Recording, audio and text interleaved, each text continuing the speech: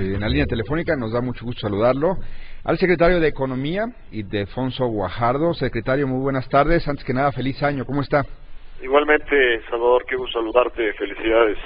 Gracias, buenas tardes, bienvenido al auditorio de Atando Cabos. Tenemos aquí el comunicado que salió hace cosa de una hora, le dimos lectura de inmediato en cuanto nos llegó, sobre la posición del gobierno mexicano después de que se diera a conocer que la planta que la Ford iba a construir en San Luis Potosí ha sido cancelada, que se dejarán de invertir ahí 1.600 millones de dólares y que, bueno, parte de esta inversión se regresará a Estados Unidos. Y en el comunicado, a grosso modo, nosotros destacábamos que se van a pagar al Estado de San Luis Potosí por los costos en que se hayan incurrido después de que se anunció esta inversión desde abril del año pasado, pero seguramente eso fue luego de negociaciones que llevaron muchos meses previos, y que además el gobierno mexicano confía en la competitividad de América del Norte y en el funcionamiento de sus cadenas regionales de valor. Pero preguntarle, secretario, pues cómo valorar esta noticia desde el punto de vista periodístico, una pésima noticia para México y para San Luis Potosí, la que anunció la Ford. Sin duda queda claro de que hay una definición que no es favorable por parte de la empresa, una empresa que había hecho comentarios justamente en el mes de octubre sobre cómo integra sus cadenas de valor globales y cómo establece competitivamente pues los empleos que está sosteniendo y generando en Estados Unidos a partir de la competitividad que logra integrada con México. Lo que está pasando en estos momentos es que el mundo corporativo de los Estados Unidos están analizando y evaluando un poco cosas más allá de la política comercial, inclusive la política fiscal misma, que ustedes saben que está en debate, sobre una nueva definición de impuestos corporativos para las empresas norteamericanas. Y en ese sentido, enfrentando también una disminución de la demanda por vehículos ligeros y un aumento relativo por SUVs, otro tipo de vehículo, tipo de transportación colectiva, y pick-ups, pues están rediseñando su estrategia en este sentido. Obviamente no es una buena noticia para nosotros, pero lo que sí es importante establecer claramente es que de la inversión extranjera que hemos recibido, que son más de 127,000 millones de dólares al mes de septiembre, esta es una decisión que se toma muy en particular en la situación que enfrenta Ford, y que no hay todavía ningún elemento que nos pueda indicar que esto es un esquema pues que se esté de alguna manera internalizando por decisiones ya tomadas. Los diálogos en materia del futuro de la relación comercial empezarán el día 20 de enero, y sobre todo lo más importante es la definición que se tome en función de los tratamientos fiscales, que también van a tener un impacto en este tipo de decisiones. A ver, ¿no lo ven ligado precisamente a la postura, a la confrontación que llegaron a tener la compañía Ford y el hoy presidente electo? No, sin duda, lo que estoy diciendo es que el caso particular de Ford sí está asociado con una situación específica de dos elementos. El primero, un cambio en la composición de su demanda, que ha favorecido más a vehículos de mayor volumen de transportación que vehículos ligeros. ¿De acuerdo? Y la segunda, en el esquema que han tenido en relación a sus decisiones frente al gobierno electo y la nueva administración. Lo que estoy desligando es que no ese es el mismo mundo que enfrentan el resto del mundo corporativo en América del Norte o en Estados Unidos. O sea, esa es la diferencia que estoy estableciendo. Claro. Ahora, o sea, y eso no se definirá hasta que no nos sentemos en la mesa a platicar el futuro de cómo seguimos el proceso de integración en América del Norte. Porque la noticia de Ford se dio, aquí lo hemos destacado, minutos después de que el presidente electo Trump amenazara a General Motors obviamente, sobre otra producción automotriz que también tiene que ver con México. Sin duda tenemos que reconocer que en este caso específicamente pues hay una situación muy particular del diálogo que han establecido desde el momento de campaña.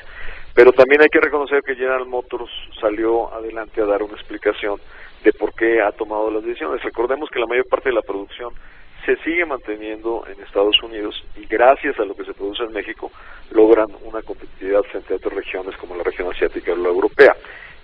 Sin duda es un momento que para las automotrices es un momento de definiciones, pero estaremos nosotros y estamos ya listos para iniciar un diálogo de inmediato, tan pronto el gobierno electo tome posición el día 20 de enero. ¿No temen una cascada de decisiones parecidas a la de la Ford? No, por eso explicaba yo que la circunstancia específica que enfrenta Ford es muy particular y muy ligada al elemento de cómo se le cambia estructuralmente su demanda y al elemento de justamente su situación particular frente al diálogo con la nueva administración. ¿Existe, secretario, perdón, algún mecanismo de algún tratado, de algún convenio en el que se pueda recurrir una decisión de esta naturaleza? ¿México podría ir? A ver, dejemos claro, lo que sí queda clarísimo es que el gobierno del Estado de San Luis Potosí, como cualquier gobierno del Estado, firma un convenio en materia de las decisiones de inversión, en donde queda claramente establecido las penalidades para las partes en momento de desistimiento. Y es el que seguramente ustedes ya tienen el comunicado del gobierno estatal, que estarán recurriendo para que no haya ningún elemento, digamos, de impacto presupuestal para San Luis Potosí. Es decir, lo saludo Omar Sánchez de Tagle, de estos convenios firmados, de hecho en noviembre pasado lo decía el propio gobierno de San Luis Potosí, en caso de romperse, como se hizo ya, habrá estos castigos financieros. Ustedes tienen, ustedes ayudarán a que se paguen justamente o a que no solo ayudaremos, o sea, yo tuve una conversación esta mañana con el presidente de Ford Motor Company México y le dejé claramente establecido que la compañía, y así fue por su parte reconocido, que hará frente a todos los compromisos adquiridos, o sea, desde el punto de vista de penalidades. Entonces, lo que estamos conversando con el secretario de Economía, Alfonso Guajardo, lo que nos subraya es, hay condiciones específicas de la línea de producción, de lo que el mercado le estaba demandando a Ford, que le llevan a tomar esta decisión, y por supuesto el contexto de lo que había venido señalándose dentro de la campaña electoral, del enfrentamiento que tuvieron la compañía y el hoy presidente electo, pero tendría que tomarse en cuenta todo ese contexto. Sin duda, prácticamente lo que tenemos que tener es la visión de que esta decisión específica de Ford Motor Company es una decisión corporativa basada en esos dos elementos que están tomando en cuenta y que sin duda no necesariamente son los elementos o escenarios que enfrenta el resto de las inversiones que actualmente se siguen desarrollando en México. Proveniente de eso que usted está diciendo, secretario, ¿se pudo prever que iba a pasar esto con la Ford? ¿Ustedes tenían alguna señal, tuvieron algún análisis que preveía esto? No, de hecho, de alguna manera la comunicación de la empresa la tuvimos esta mañana, justo pocos minutos antes de que hicieran la comunicación pública, y fue hasta ese momento que la presidencia de Ford México hizo comunicación con nosotros.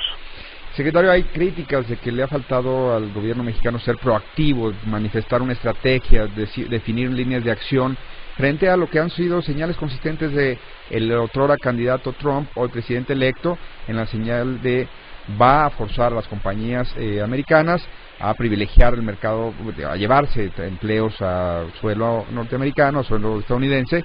Eso podría tener consecuencias en contra de México, y se señala que el gobierno mexicano no ha tenido en consecuencia una estrategia clara, o no la ha definido o no la ha pronunciado.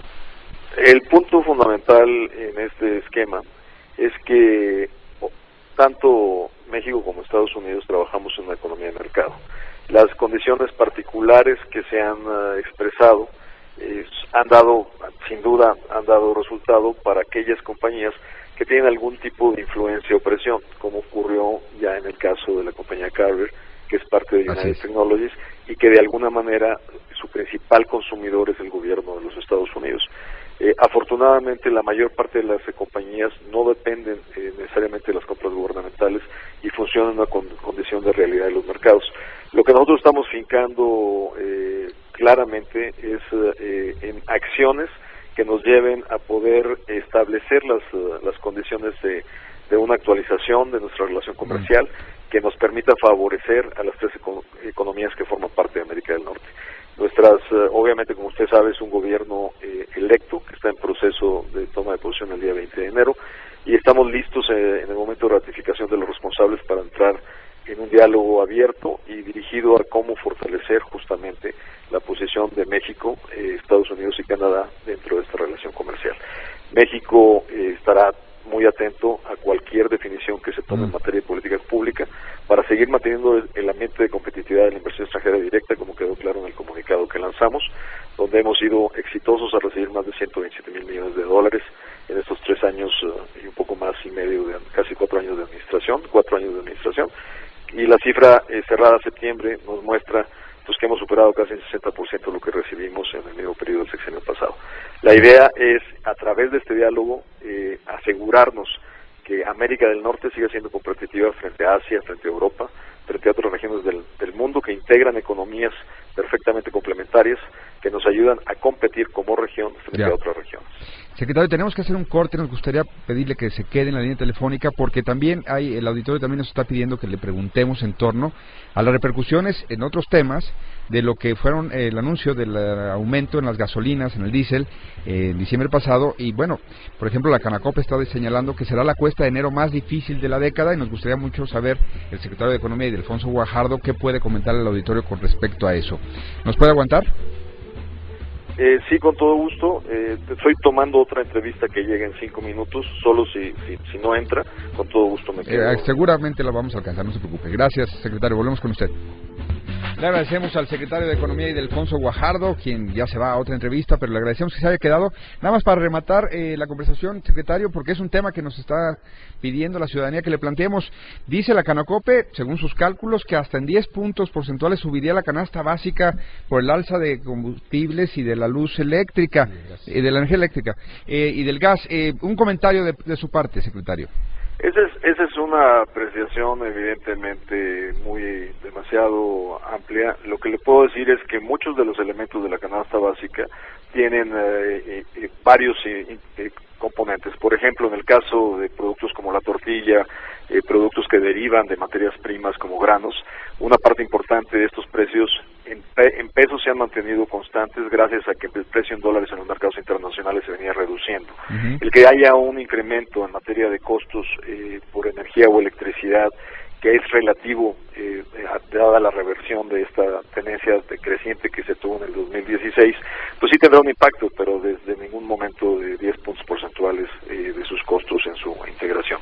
Ahora, sí es importante establecer que en el caso específico de las gasolinas, que es una preocupación del público, sin duda es un efecto que nos impactará en el arranque del 2017, pero lo más importante es que viene a consolidar un movimiento hacia libertad de mercados en los combustibles, alejándonos de decisiones gubernamentales que artificialmente definían siempre los precios y siempre a la alza. A partir de este año, los precios se moverán en condiciones de mercado obedeciendo a la situación del petróleo en los mercados internacionales, que finalmente nos logrará dar la competitividad país necesaria en estos términos.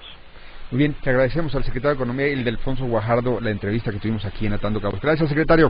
Gracias a ustedes. Muy buenas tardes.